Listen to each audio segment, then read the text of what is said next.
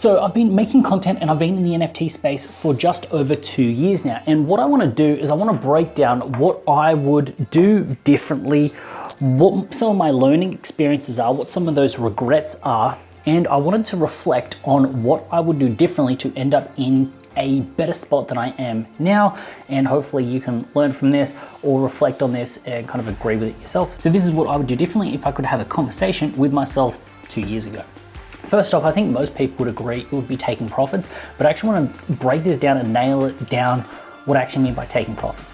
When I mean taking profits, it wasn't just not taking enough or writing it up. I did take plenty of profits and I didn't just roll them back into more illiquid JPEGs. What I think I didn't do enough of when it was taking profits was looking at something objectively and going, does this seem absurdly priced? So with Psychedelics Anonymous, I held a full set. At one point that was sitting at 9 ETH for a full set. And looking at it now, I think a full set right now is around like 1 ETH or something. And at that point in time, Ethereum was well into sort of like the $3,000 or $4,000, and especially with Australian dollars was different. And looking at that, you're going like, in the back of my mind, I was like, I think this can run. I think this can go further. I think it can get to 15, 20 as a whole ecosystem, as a thing. And you're going, to be able to turn 0.25 or 0.3 ETH into 9 ETH was great, but yet I bag held it and rode that up, wrote it down. Now I'm not in a deficit now, I'm still in profits, but looking at that now, I'm like, damn, I really wish I would have taken that. So by taking profits, what I would do is I would rewind, have a look at what I'm holding and go, is this absurdly priced for what it is? What would I do if I was given that money? So if an NFT or something is worth $40,000, if you were given $40,000, would you buy that NFT? Would you buy into the ecosystem, or would you wait for it to come back because you think it's absurdly priced? And backwards engineering, if I had the capital to deploy, would I deploy it into it? And letting that be the determining factor, because I think some of it is getting greedy, going, hey, it hasn't cost me much, I can write it up, and not realizing just how far it can come back down. Another profit-taking thing, and I've actually got it right here, I'll show you here.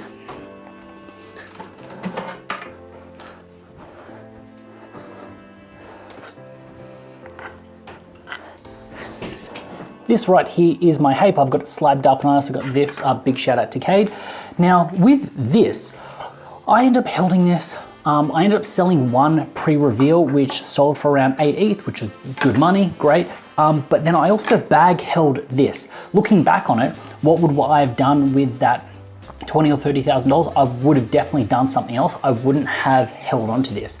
So another thing as well is not getting emotionally attached to a particular project, group, narrative, or anything like that, because as we can see right now, fast forwarding into the bear market, a lot of people have left, a lot of people have just disappeared, and not particularly holding onto something or bag holding something because it hits at a particular level and you think you're going to be viewed in a particular way. Now I know this sounds silly, I know it sounds dumb, but when you're in a spot, and I hate the term influencer, but when you're in a spot of influence and you've made content on something like HAPE, and then to have it run up, to then sell all of them, it makes sense logically, but then I was worried about personally being viewed of as a hack or a shill just to get whitelist to then flip it to make some money. But looking back on it, what would I have done? I would have definitely sold out, and I most likely would have bought back in, bought something that I wanted to when the price came back, so you'd end up in a better spot. Because I'm gonna tell you right now, if I had a spare 8 ETH around, I wouldn't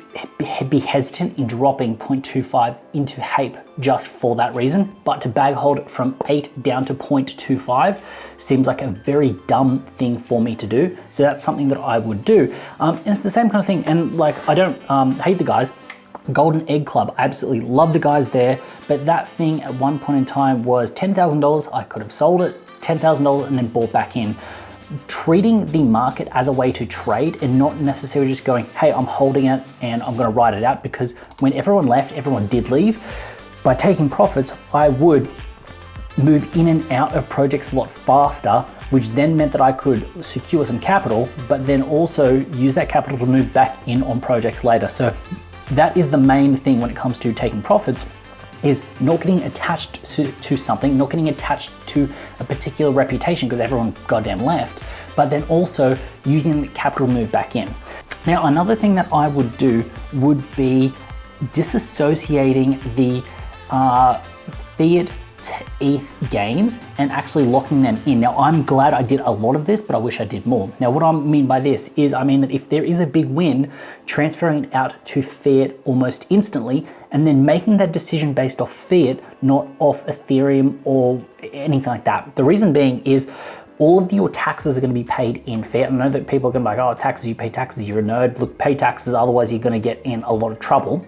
By almost treating every win as a way to go out into Fiat to lock in that gain because you have made that gain, lock that in, and then redeploying capital back in would make those re-enters a lot more thoughtful, because I started to practice this once we got into mid 2022. A lot of those moves that I made, any big win that I have, I would like off-ramp all of it onto essentially Fiat, and then on-ramp on sort of Fiat to ETH to actually make some purchases. And this is something that I'm practicing much heavier now. Anytime there is a win, offload it to the ETH, stash it away for taxes, incidentals, things like that, but then also moving back in when you actually want to make a trade, so you're not just holding onto something. Now, I know that you will miss gains of ETH going up and down, left and right, but the idea that I would change around and instill in myself is every single win, off-ramp every single bit of ETH into Fiat and then redeploy back in, because you will have clearer,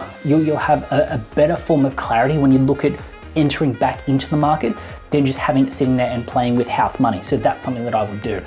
Another thing that I would do differently is I think I would reach out to more people and make more friends and conversations and relationships overall, because I was doing this decently, but it took me until I'd say about 5 or 6 months before I felt really comfortable in just like YOLOing and trying to jump in calls and just trying to actually like run really hard and networking really good. I was all right, but I was very passively engaged in the networking. But if I could go back, I would hit it harder from the beginning, because if someone does end up following you and you've already sent them a DM, it pops up, it works a little bit out there. What I would do is I would go harder on the networking, just because I feel like it opens up more opportunities later on, because the networking opportunity give you a better place to run with sort of making money, positioning yourself later on if you've actually made those relationships. But you can't make those relationships unless you try. And by networking, you're going to get better, you're going to get more skilled, you're going to just do much better at networking by actually kind of practicing it. So I'd actually start off with networking as soon as I can and just not care about what people think and just go really hard. If I was to look back on myself, one thing that I thought, especially when it comes to content, is and if you're watching this, I appreciate you watching, and I really appreciate the love and support that comes from people that consume the content, but it's being very particular about what people are watching and saying in comments and actually what you're putting out there. So a lot of the stuff, I did a lot of post-drop analysis, and in the beginning, a lot of my content was led by what was in the comments.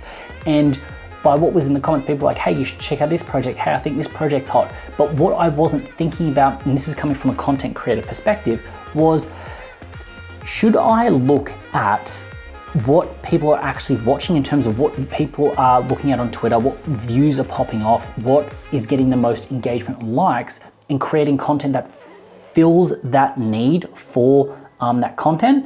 Or should I listen to the audience? Now, I think it should be a balanced mixed ratio. You should engage with the audience in some way, shape or form, but spending 3 or 4 hours to create a piece of content because of one comment doesn't necessarily resonate and vibe with all of the rest of your audience. The rest of your audience might be viewing or looking at a particular thing, looking at specific projects, looking at specific ways to actually move around in the space. And by creating content around a particular set of comments, you're not going to hit the need and the wants of the viewer that could be out there when the metrics work. Now, the reason I say this is I started to really pop off when Mechaverse started to run. Now, if you remember Mechaverse, you know you've been through the ringer. But when Mechaverse popped off, I started to create content on Mechaverse, and it started to really push forward the amount of views, subscribers, engagement, all of that kind of stuff. I know that their metrics will get whatever. But from that, I then realized that by creating content that people were searching for, I was able to expand my audience and then again expand my network, because I was able to kind of just reach more people. If I just kept doing post drop analysis, or if I just kept doing a particular like bit of content or reacting to comments and creating content off the comments, I don't think I would have gotten to where I got. So what I would do is I would go very hard at changing the way I was approaching it and looking at what people were looking at and searching for, and just filling that void, filling that need. Because if someone watches one piece of content on, say, Mechaverse, they're gonna watch 2, 3, or 4 because they were invested and they wanted to know more, so that made sense. So that's what I would do.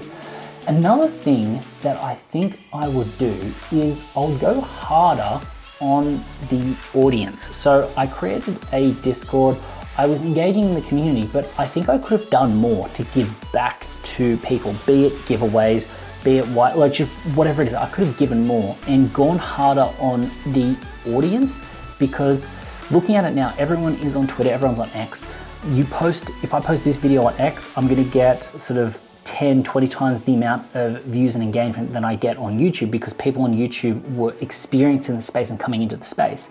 But I think going harder on the audience and introducing them to me a little bit more and engaging with them a little bit more. I don't know what it looks like, but I would scream at myself, engage with the audience more. And I know this kind of goes against what I was saying previously, but it doesn't need to be that. It could have been some short form content. It could have been more engagement to the comments. It could have been more videos about comments. It could have been something. There's so many things that I could have done, but going harder on the audience, because the audience is what makes the person overall.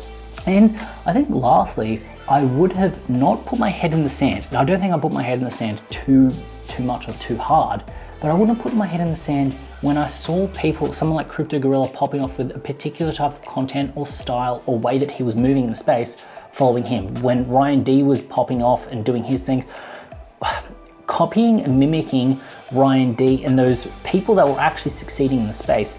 By doing that, I think I would have had a little bit more success and succeeded a little bit more. The reason being is the market finds a very good equilibrium very fast. It works out what people like, what people want, and then people adapt and change and work into it. So I would have looked at what everyone else was doing. So when people started to create alpha groups, I would have created an alpha group. When people were creating sort of different types of content or moving a particular way, like taking more action on Twitter when it's called Twitter, doing that. I remember having a conversation with Amir, and he was like, I'm gonna ease off YouTube, I'm gonna go hard on Twitter and giveaways so he could build up a bigger following. And he did that, and he actually boosted up and just went absolutely crazy.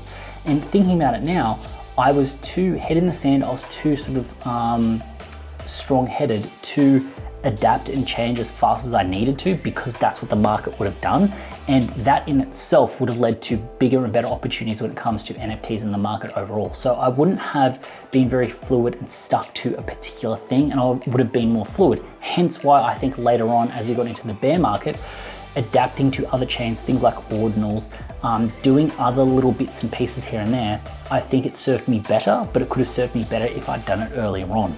Now, I know this video has just turned into a giant brain dump of things that I might have done differently, could have done differently, but that is just a look at what I would do, how I would, like, this is the conversation that I would have with myself. This is the video I would have myself watch to then make sure that I make better informed decisions, because staying the course, staying the path is good. Making money and trying to actually make the money in a sustained way would be a very good option to then end up being in a better spot. Now, saying that, I didn't lose, I haven't been rugged, well, I've been rugged, I haven't been rugged a whole bunch, I haven't lost a whole bunch of crypto. I've been quite safe, been very secure with what I've done with my trading, with my funds, all of that, which is good, I'm happy. And yeah, just like, even if you look back at the first videos, I was in a garage in my old place, and now I'm in a bedroom or a studio in my new house, which isn't off the back completely of NFTs, but NFTs and crypto have helped it. So there is that. But yeah, so this is the video that I wish I'd watched 2 years ago to then make better informed decisions and end up being in a better spot than I am now. So yeah, that's what I'll do. If you've gotten this far, thank you very much. I appreciate it. Drop a comment, let me know what you would do differently next time, what you're actively looking to do when the bull comes back, and I look forward to seeing you in the next video. And it's got a cracker coming up, so yeah, hopefully you guys enjoy your day and or evening, and I look forward to seeing you in the next one.